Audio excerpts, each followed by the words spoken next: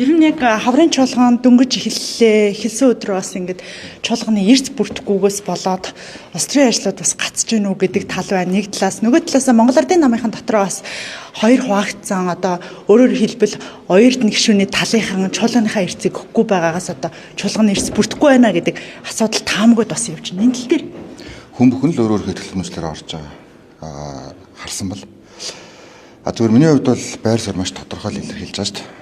Би дандаа л зарчмын байр суурь илэрхийлдэг.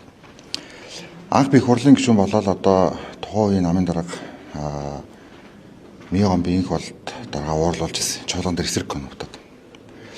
Та намаа ялуулчаад ерхий сайдаа хийл гэсэн.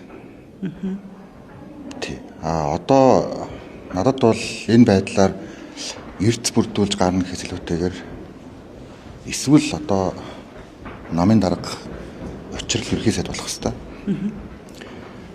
Эсвэл ерхийсээ занчдар намын дарга болох хэрэгтэй.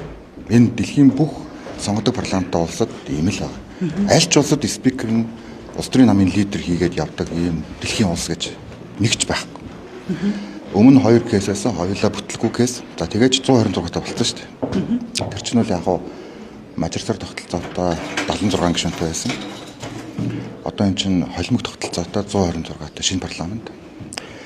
Тийм учраас асуудлыг би зүгээр нэг холоо сайгаал хүмүүсийг буруутгах гайл эсвэл өөр улс төрийн намуудыг буруутгах гэхээс илүүтэйгээр